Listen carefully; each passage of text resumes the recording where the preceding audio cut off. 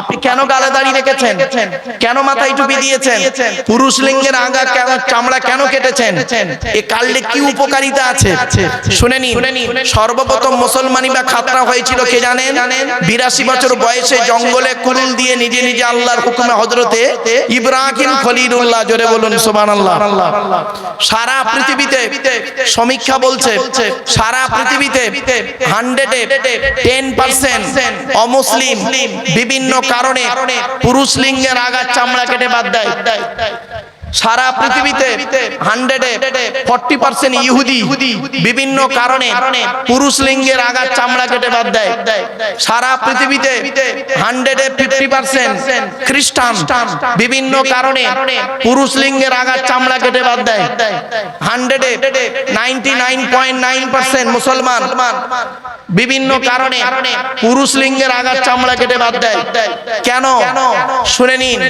Medical science বলছে, আধুনিক বিজ্ঞান বলছে, কোন পুরুষ যদি তার পুরুষ লিঙ্গের আগার চামড়া কেটে বাদ দেয়, চাই হিন্দু, মুসলিম, জৈন, ব্রাহ্মণ, শিখ, ঈসাই, ইহুদি, নাসারা যেই হতে পারে, কোন পুরুষ যদি তার পুরুষ লিঙ্গের আগার চামড়া কেটে বাদ দেয়, ওই ব্যক্তিটি, মেডিকেল সায়েন্স বলছে, ওই ব্যক্তিটি কমসে কম পৃথিবীতে 3টে রোগ থেকে বেঁচে থাকতে পারবে।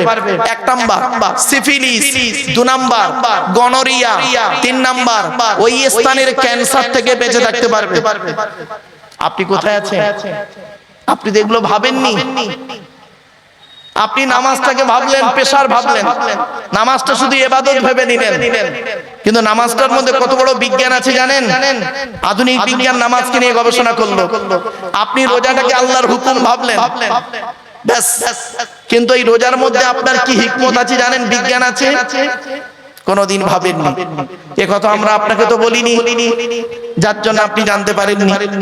আসলে আমরা এমন হয়ে গেছি না, কিছু মানুষ নিজের পাপের বাটখারা দিয়ে অন্যের পাপ ওজন করি। ঠিক না বেঠি? নিজে পাপ করে করে পাপের একটা বাটখারা করে ফেলেছি। নিজের পাপের বাটখারা দিয়ে অন্যের পাপ ওজন করি। নিজের পাপ কোনোদিন মাপিনি, কি হিন্দু কি মুসলিম।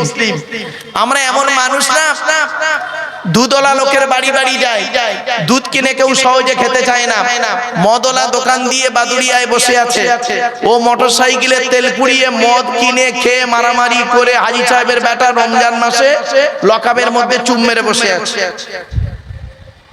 দুধওয়ালা কোথায় গিয়েছিল? ওর বাড়ি গিয়েছিল, দুধ কিনে খাইনি। আমরা এমন মানুষ না, মদওয়ালাকে দুধওয়ালাকে বলি, এই দুধে পানি দিসনি তো, আর মদে পানি ঢেলে খাই। আমরা এমন মানুষ না, 100 টাকার চোরকে 100 টাকার চোরকে গাছে বেঁধে মারি, 100 টাকার চোরকে গাছে বেঁধে মারি, 1000 কোটি টাকার চোরকে স্টেজে তুলে ফুলের তোড়া দিয়ে সংবর্ধনা জানিয়ে স্যালুট জানাই। ঠিক না বেঠি? আমরা এমন মানুষ না, চালনি বোঝেন? চালনি, আটা চালে মা বোনেরা কি বলেন? চালন। ওই চালনের পেছনে ছিদ্র কটা? অসংখ্য। আর সূচের পিছনে ছিদ্র কটা? একটা। তো চালন একদিন সূচকে বলছে, চালন সূচকে বলছে, তোর পিছনে ছিদ্র কেন রে? তা সূচ কি উত্তর দেবে? আমার তো একটা, আর তোর 1000টা। ছোট্ট একটা উদাহরণ দিচ্ছি। আমি একটা আঙুল আপনাদের দিকে লাগিয়ে বললাম আপনি চিটিংবাজ, সরি ক্ষমা চেয়ে নিলাম। একটা আঙুল আপনার দিকে লাগিয়ে বললাম আপনি চিটিংবাজ। 3টে আঙুল কোন দিকে? নিজের দিকে, মানে টিবিল চিটিংবাজ। বাবাজি, ওয়াজ শুনতে গেলে একটু ব্রেন লাগবে, সময় লাগবে। দুঃখের বিষয়, আওয়াজ শোনার লোকের অভাব নেই, ওয়াজ শোনার লোকের অভাব। কেন কথাটা বলেছিলাম বাবা? চলুন একটা একটা করে আপনাদেরকে বলি। আমরা এখানে বসেছি, হিন্দু, মুসলিম, শিখ, ঈসাই সকলে বসেছি ধর্মের কিছু কথা শোনার জন্য। ঠিক না বেঠিক? যে কথাগুলো শুনলে আগামী দিন আমরা মিলেমিশে থাকতে পারবো, একে অপরের প্রতি ভক্তি শ্রদ্ধা সম্মান রেখে চলতে পারবো, সৃষ্টিকর্তাকে খুশি করতে পারবো। ঠিক না বেঠিক? তাহলে আসুন একটা একটা করে আপনাদেরকে পরিচয়টা দিই। এক নাম্বার, আমাদের সৃষ্টিকর্তা নাম কি? জোরে বলুন। আল্লাহ। শর্ট টাইম, শর্টের মধ্যে তার পরিচয় কটা জানেন? চারটে। এক নাম্বার তিনি বলেন, কুল নবী তুমি বলো হু আল্লাহু আহাদ, সে সৃষ্টিকর্তা হলেন একক। দুই নাম্বার আল্লাহুস সামাদ, আল্লাহ হলেন অমুখপেক্ষী, আল্লাহ কারোর মুখপেক্ষী নন, সারা পৃথিবী তার মুখপেক্ষী। তিন নাম্বার লাম ইয়ালিদ ওয়া লাম ইউলাদ, সৃষ্টিকর্তা কাউকে জন্ম দেয়নি, সৃষ্টিকর্তাকেও কেউ জন্ম দেয়নি। চার নাম্বার ওয়ালাম ইয়াকুল লাহু কুফুয়ান আহাদ, সৃষ্টিকর্তার সমকক্ষ কেউই নেই। এই হলো আল্লাহর চারটে পরিচয়। হঠাৎগঞ্জের মানুষ, অনুরোধ করে গেলাম আপনাদেরকে, দয়া করে যতদিন বেঁচে থাকবেন এই আল্লাহর পরিচয় চারটে মনে রাখবেন। এই যে সূরাটি আমি পড়লাম, এই সূরাটি আপনাদের অনেকের মুখস্থ নেই, বলুন না। তা আমি আবার পড়লাম কেন? চারটে কারণ। এক নাম্বার, এই সূরাটি যে আল্লাহর পরিচয় সেটা আপনাকে জানিয়ে দিলাম। দুই নাম্বার, এই সূরাটি আরবি ভাষায়, বাংলায় ট্রান্সলেট করে বলে দিলাম। তিন নাম্বার, এই সূরাটির মধ্যে চারটে ধর্ম বেরিয়েছে, মুশরিক, ইসলাম, ইহুদি, খ্রিস্টান। এবার আসছি চার নাম্বার, আল্লাহর নবী বলেন কোন ব্যক্তি যদি তিনবার কুল হুয়াল্লাহ সূরা পাঠ করে, কবার তিনবার যদি কুল হুয়াল্লাহ সূরা পাঠ করে, ওই ব্যক্তির আমলনামায় এক খতম কোরআন শরীফ পড়ার সওয়াব আল্লাহ লিখে দেবে। এজন্য অনুরোধ করে বলে যাচ্ছি, ও বাবাজি, মুরব্বীরা, মুসলমান বাবাজিরা, আজকের বাড়িতে গিয়ে ঘুমানোর আগে ওযু করে ঘুমাবেন, কুল হুয়াল্লাহ সূরা তিনবার পাঠ করবেন, কুল আউযু বিরাব্বিল ফালাক পড়বেন, কুল আউযু বিরাব্বিন নাস পড়বেন, কুল ইয়া আইয়ুহাল কাফিরুন পড়বেন, আয়াতুল কুরসি যদি মুখস্থ থাকে পড়বেন, সূরা ফাতিহা পড়বেন, দরুদ শরীফ কয়েকবার পড়ে ছেলের গায়ে, মেয়ের গায়ে, নাতির গায়ে, নাতনির গায়ে ফুঁক দেবেন। ওই বাড়িতে জিন, ভূত, পরী, জাদু, বান, টোনা কিছুই লাগবে না। আপনি এটা তো করবেন না। ইসলাম, কোরআন আপনাকে শেখাতে চায়, কি চায়? কোরআন আপনাকে শেখাতে চায়, আর আপনি শিখতে চান না, শুনতে চান। কিছু বুঝতে পারলেন? আল্লাহ আপনাকে শেখাতে চায় আর আপনি শিখতে চান না, শুনতে চান। প্রমাণটা দেব। এই দেখুন, এখানে যত পুরুষ বসে আছেন মুসলমান, এখানে যত পুরুষ বসে আছেন, বেশিরভাগ পুরুষ কোরআন পড়তে পারে না। ঠিক না বেঠিক? আর ওখানে যত মা বোনরা বসে আছে, মেয়ে ছেলেরা আছে, বেশিরভাগ মেয়ে ছেলে, মা বোনেরা কোরআন পড়তে পারে। ঠিক না বেঠিক? এটা কেন হলো? জলসা তো নারীরা দেয় না, জলসা দেয় তো পুরুষরা। আপনারা এতটা পিছিয়ে গেলেন কেন? শুনে নিন, যারা কোরআন পড়তে পারেন না তিনি একা দায়ী নন, 6 জন দায়ী। কজন? 6 জন দায়ী। এক নাম্বার, যিনি কোরআন পড়তে পারেন না মুসলিম ভাই, তিনি নিজে দায়ী। 2 নাম্বার, তার জন্মদাতা পিতা দায়ী। 3 নাম্বার, তার পেটে ধরা মা দায়ী। 4 নাম্বার, তার শ্বশুর দায়ী। 5 নাম্বার, তার শাশুড়ি দায়ী। আর 6 নাম্বার হলো যারা বিয়ের দেখাশোনা করতে গেছে ওরা দায়ী।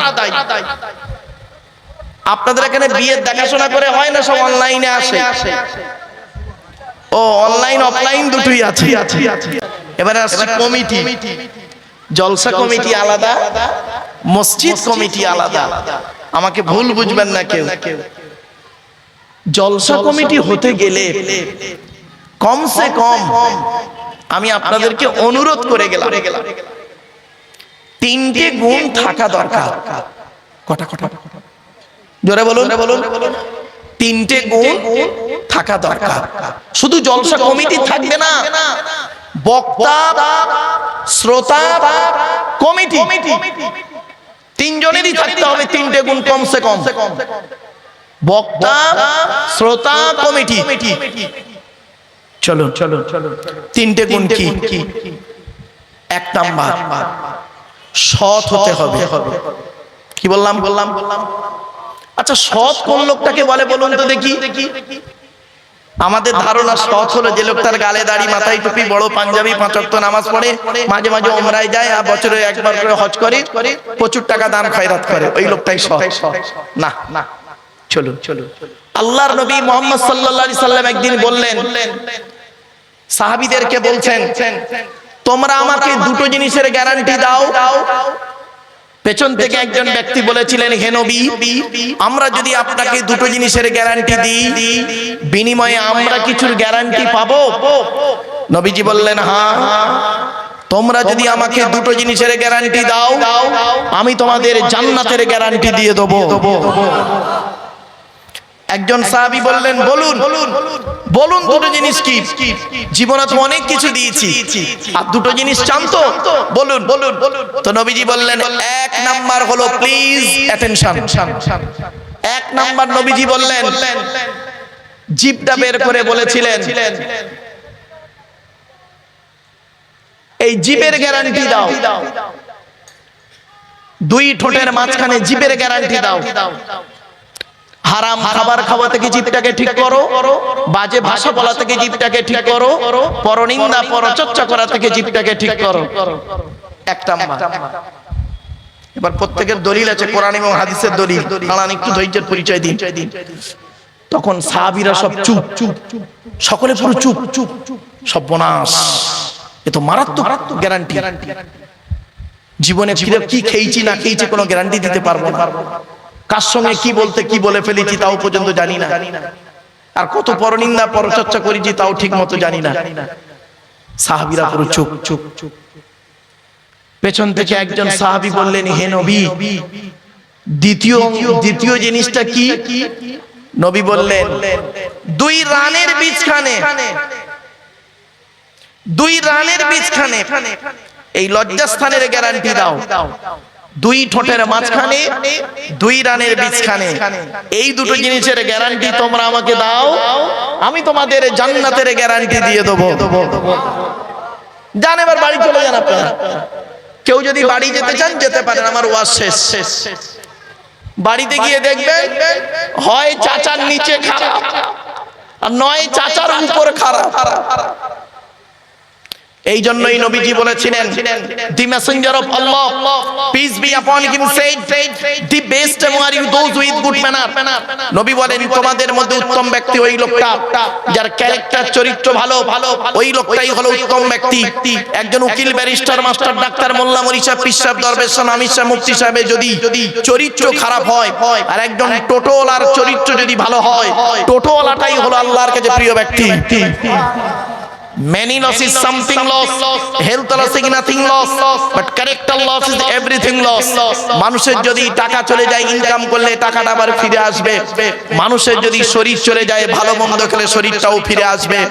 কিন্তু বন্ধু, মানুষের যদি চরিত্র চলে যায়, চরিত্র কিন্তু আর ফিরে আসবে না। এই জন্যই নবীজি বলেছিলেন, দুই ঠোঁটের মাঝখানে, দুই রানের বীজখানে। জ্ঞানী গুণী বুদ্ধিজীবী মানুষ দয়া করে বাড়িতে গিয়ে ভাববেন, হিন্দু মুসলিম সমন্বয়ে বলে গেলাম। এরপরে আসছি, জলসা কমিটি হতে গেলে হালাল খাবার ভক্ষণ করতে হবে। শুধু কমিটি নয়, বক্তা, শ্রোতা, কমিটি তিনজনকে হালাল খাবার খেতে হবে, বৈধ খাবার। আচ্ছা, আপনাদের মনে হচ্ছে না, আমার সনাতন ধর্মের ভাইয়েরা যারা বক্তব্য শুনছেন, তারা মনে মনে ভাবছেন, আমরা কেন হালাল খাবো? আমরা যা খুশি তাই খেতে পারি। কোরআনে তো মুসলমানদের হালাল খেতে বলেছে। এটা ভুল কথা, শুনে নিন। এটা ভুল কথা, শুনে নিন।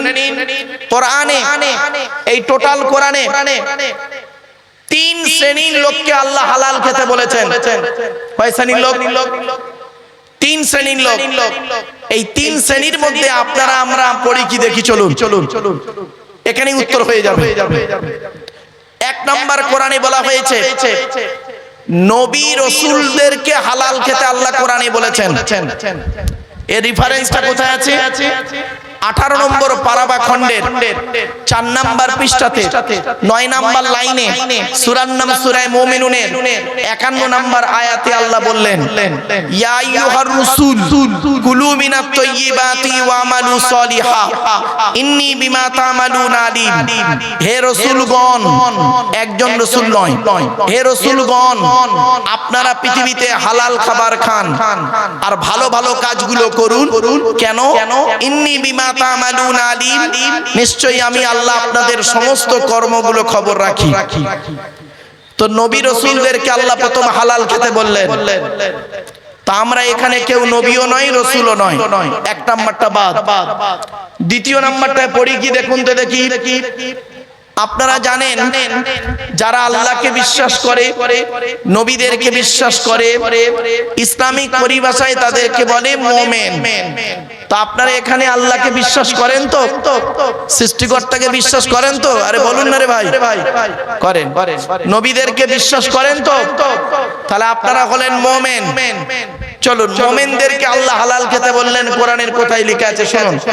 2 নম্বর স্টেজ 2 নম্বর পারা বা খণ্ডের 4 নম্বর পৃষ্ঠাতে 14 নম্বর লাইনে সূরার নাম সূরা বাকারা 172 নম্বর আয়াতে আল্লাহ বললেন, ইয়া আইয়ুহাল্লাযীনা আমানু, হে ঈমানদার বান্দাগণ, কুলু মিন তাইয়্যিবাতি মা রাযাকনাকুম, আমার দেওয়া হালাল রিজিকগুলো তোমরা ভক্ষণ করো, হারাম খাবারগুলো খাবে না, আমার কৃতজ্ঞতা যাপন করবে, আমারই আরাধনা উপাসনা করবে। তো এখানে যারা আল্লাহকে বিশ্বাস করেন, নবীদেরকে বিশ্বাস করেন, তাদেরকে আল্লাহ হালাল খেতে বললেন। 2 নাম্বারটা হয়ে গেল। এখন অনেকেই মনে মনে ভাববেন, আমি তো মুসলমান নই, তাহলে আমি কেন হালাল খাবার খাবো? আমি হারাম খাবার খেতে পারি। চলুন, কোরআন কিন্তু আপনাকে সমেত বলেছে, কোথায় দেখি। তৃতীয় শ্রেণীটা আপনারা পড়েন কিনা দেখি। পৃথিবীর সব মানুষ, কোরআনে বলা হয়েছে পৃথিবীর সমস্ত মানবকে হালাল খেতে হবে পৃথিবীতে। তার রেফারেন্সটা কোথায় আছে দয়া করে শুনে যান। 2 নম্বর পারা বা খণ্ডের 4 নম্বর পৃষ্ঠাতে 9 নম্বর লাইনে সূরার নাম সূরা বাকারা 168 নম্বর আয়াতে সৃষ্টিকর্তা বলেন, এই কোরআনে আছে, এই কোরআনে আছে, ইয়া আইয়ুহান নাস, নাস মানে মানব। সে হিন্দু, মুসলিম, জৈন, ব্রাহ্মণ, খ্রিস্টান, কুলি, সাঁওতাল, বাগদি, দুলে সকলেই হতে পারে। মানুষ, এক কথাই মানুষ। ইয়া আইয়ুহান নাস, হে মানব জাতি, কুলু মিম্মা ফিল আরদি হালালান তাইয়্যিবা, পৃথিবীতে আমার দেওয়া হালাল বৈধ খাবারগুলো তোমরা ভক্ষণ করো। ওয়ালা তাত্তাবিউ খুতুবাতিশ শাইতান, শয়তানের পথকে অনুসরণ করিও না। ইন্নাহু লাকুম আদুউম মুবিন, শয়তান হলো তোমাদের প্রকাশ্য দুশমন। তাহলে পৃথিবীর সমস্ত মানুষকে হালাল বা বৈধ খাবার খেতে হবে। এই জন্য আমি বলেছিলাম জলসা কমিটি হতে গেলে হালাল খাবার খেতে হবে বক্তা শ্রোতা সকলকেই। কথার অসুবিধা হচ্ছে আপনাদের? না অসুবিধা হচ্ছে? টেনে টেনে বললে ভালো হয়। হ্যাঁ বাবা, দূর আর সুর, এতেই আমরা শেষ হয়ে গেছি। যত দূরের বক্তা হবে অ্যাটেনশন বেশি, যত সুরের বক্তা হবে অ্যাটেনশন বেশি। তাই আমি আপনাদেরকে অনুরোধ করছি, দূর আর সুরের দিকে না তাকিয়ে, আওয়াজের দিকে গুরুত্ব না দিয়ে ওয়াজের দিকে গুরুত্ব দিন প্লিজ। চলো এবারে আসছি মুসলিম ভাইদেরকে বলছি, বক্তা শ্রোতা কমিটিকে নামাজ পড়তে হবে। মুসলমান, তুমি যদি মুসলমান হও, তোমাকে নামাজ কোনো রেহাই নেই, নামাজ তোমাকে পড়তেই হবে। চলুন এবার আসছি শ্রোতা। শ্রোতা হতে গেলে আপনাদের 3টে জিনিস থাকা দরকার। কি কি? 1 নাম্বার শরীর পাক। তো এখানে যারা বসে আছেন, দাঁড়িয়ে আছেন, প্রত্যেকের শরীরটা পাক বা পবিত্র আছে। দুই নাম্বার হলো কাপড় পাক। তো আপনারা যে যেমন কাপড় পরে আছেন, আপনাদের পরনের কাপড়গুলো পবিত্র আছে, পাক আছে। এখন হয়তো অজু নাও থাকতে পারে, কিন্তু শরীরটা পাক আছে, কাপড়টা পাক আছে। তিন নাম্বার হলো জায়গা পাক। এই প্লাস্টিকটা, বাবা যে প্লাস্টিকের উপরে বসে আছেন, এই প্লাস্টিকটা কতটা পবিত্র বা পাক আছে আমার জানা নেই, তবে আপনাদেরকে একটা অনুরোধ করছি, এই প্লাস্টিকটা দেখবেন আজকের এখানে বিছিয়ে দেওয়া হয়েছে, এই প্লাস্টিকটা প্যান্ডেলওয়ালা অন্য জায়গায় নিয়ে গিয়ে আবার কালকে বিছিয়ে দেবে। আবার এই বক্তব্য শেষ হয়ে গেলে দেখবেন এর উপরে অনেকেই বসে যাবে, খাওয়া দাওয়া করবে। কিছু কুকুর তারা এসে ছোটাছুটি করবে। আবার অনেক মানুষ জুতো পায়ে দিয়ে এর উপরে চলাফেরা করবে। পরের দিন আবার এইটাকে যখন অন্য জায়গায় বিছিয়ে দেবেন জলসার জন্য, সত্যিকারের একজন নামাজি মুসল্লি, যার শরীর পাক, কাপড় পাক, জায়গা পাক, সেই ব্যক্তিটি এই প্লাস্টিকের উপরে বসার কারণে তার কাপড়টা নাপাক হয়ে যাবার সম্ভাবনা খুবই বেশি। আপনারা কি বলেন? এজন্য আমি আপনাদেরকে অনুরোধ করে গেলাম, আজকে শুনে নিন বাপেরা, আপনারা এত টাকা খরচা করেন, হঠাৎগঞ্জের মানুষ এত টাকা খরচা করেন হিন্দু মুসলিম সমন্বয়ে, এত সুন্দর পরিবেশে, আপনারা দয়া করে উপরের দিকে জান্নাত করে, উপরের দিকে জান্নাত করেছেন আলহামদুলিল্লাহ। উপরে যদি জান্নাতুল নাঈম হয়, নিচেরটা অন্তত জান্নাতুল ফেরদাউস করুন। বুঝতে পারেননি কথাটা? তার মানে এই প্লাস্টিকের উপরে যদি সুন্দর আরো কিছু কাপড় বিছিয়ে দিতেন আর মানুষগুলো শান্তিতে বসতে পারত। এই মনে রাখবেন, স্কুল সুন্দর করা হয় কেন বলুন তো দেখি। একটা বাচ্চাকে স্কুলে নিয়ে যাবেন, নতুন স্কুলে, তাকে বলবেন এই তুই এই স্কুলটা পড়বি, ওই স্কুলের স্ট্রাকচার দেখেও বলবে আব্বা আমাকে ভালো লাগছে না স্কুলটা। কেন? স্কুল পরিষ্কার পরিচ্ছন্ন থাকলে ভালো লাগে বাচ্চাটা। স্কুলে একটা ইউনিফর্ম করে না প্রত্যেক স্কুলে, এই ইউনিফর্মটার একটা খুব ভালো অ্যাটেনশন আছে। এই জন্য পরিবেশ তৈরি করাটা হলো সব থেকে বড় জিনিস। আমার 1000টা শ্রোতা দরকার নেই, 1000টা বেকার শ্রোতার থেকে 10 জন শুননেওয়ালা শ্রোতার দাম বেশি। এজন্য আমি আপনাদেরকে আলোচনার শুরুতেই এই অনুরোধগুলো করলাম। সবকিছু হয়েছে, সামান্য একটু জিনিসের জন্য সমস্যা একটু হয়ে যায়। ছোট্ট একটা উদাহরণ দিচ্ছি, শুনে নিন। তিন বন্ধু জানেন, তিন বন্ধু মিলে চিন্তা করছে একটা ব্যবসা করব। তা কি ব্যবসা? বলে চল পেট্রোল পাম্প করি। তা তিন বন্ধু মিলে একটা পেট্রোল পাম্প করেছে। কোথায় করেছে জানেন? দোতলায়। কোথায়? তিন বন্ধু মিলে যুক্তি করে একটা পেট্রোল পাম্প করেছে দোতলায়। তো 6 মাস হয়ে গেছে, 1 লিটার তেল বিক্রি হয়। ভালো, তিন বন্ধু আবার বসেছে মিটিং। 6 মাস হয়ে গেল, একটা পেট্রোল পাম্প করেছে, 1 লিটার তেল বিক্রি হয়নি, এর তেলের ব্যবসা খারাপ, ফালতু।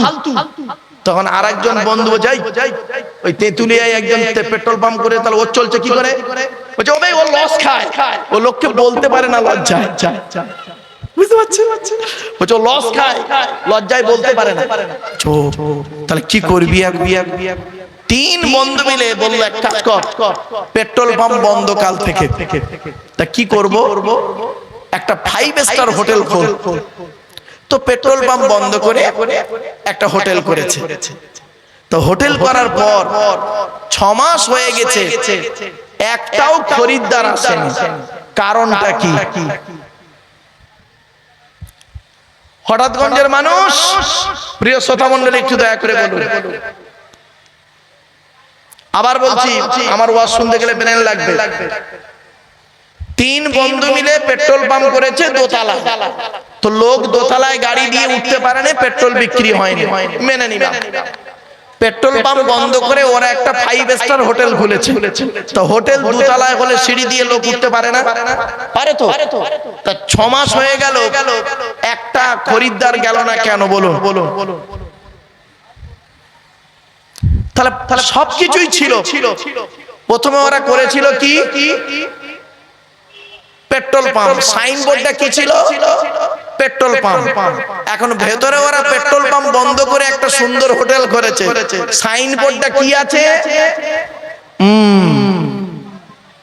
হে মানব, প্রিয় শ্রোতা মণ্ডলী, সবকিছু ছিল, সামান্য একটু টেকনিক্যালের জন্য প্রবলেমটা হয়ে যায়।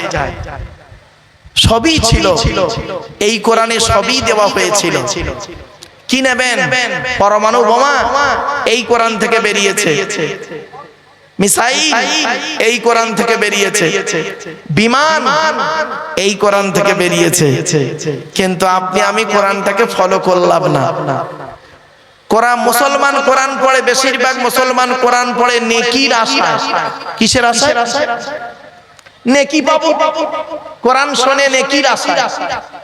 কেন? নবীজি বলেছেন, মান করা আল কুরআন হরফান ফালাহু আশরু হাসানা, যে ব্যক্তি কোরআন থেকে একটা অক্ষর পড়বে নামায় আমলনামায় 10টা নেকি লিখে দেয়া হবে। এই জন্য মা বোনরা কোরআন পড়ে শবে বরাতে, মা বোন বাবাজিরা কোরআন পড়ে রোজার মাসে, কোরআন পড়ে নেকির আশায়। বেশিরভাগ মুসলমান কোরআন পড়ে নেকির আশায়, আর অমুসলমান ভাইয়েরা কোরআন পড়ে গবেষণার আশায়। এইটুকুই পার্থক্য।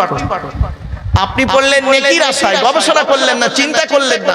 কোরআনে বলা হয়েছে আফালা ইয়াতাদাব্বারুনাল কুরআন, তারা কি কোরআনকে একটু চিন্তা করলো না? কোরআনে আমি শুকরের মাংস হারাম করেছি 4 জায়গায়। কয় জায়গায়? টোটাল কোরআনে শুকরের মাংস হারাম আছে 4 জায়গায়। হে মুসলমান, কেন শুকরটা হারাম তুমি একবার গবেষণা করলে না? কোরআনে বলা হয়েছে মদ আর মধু, মদকে হারাম করা হয়েছে 4 জায়গায়। কয় জায়গায়? কোরআনের 4 জায়গা আছে মদ খাওয়া হারাম, মদ হারাম, আর মধুটা হালাল, তাই তো? কেন? কার দাম বেশি, মদের দাম বেশি না মধুর দাম বেশি? না গো বাবা, মুরব্বি বলছে মধুর দাম বেশি। আমি বাংলা মালের কথা বলিনি। এখন বাংলা মালের প্যাক হলো 30 টাকা, আমি তো ইংলিশ মালের কথা বলছি। বাপেরা, ইংলিশ মাল, হুইস্কি, কিংফিশার, ম্যাকডোনাল্ড, বেলার, ওয়াইন, রিডমিল, ব্লক, ব্রাইন, এসব মদের নাম বললাম রে বাপ, যারা খায় তারা বুঝতে পারছে। তো মদ আর মধু, মধুর দাম কম, মদের দাম বেশি। মদটা কেন কোরআনে হারাম করা হলো আপনি কোনোদিন ভাবলেন না?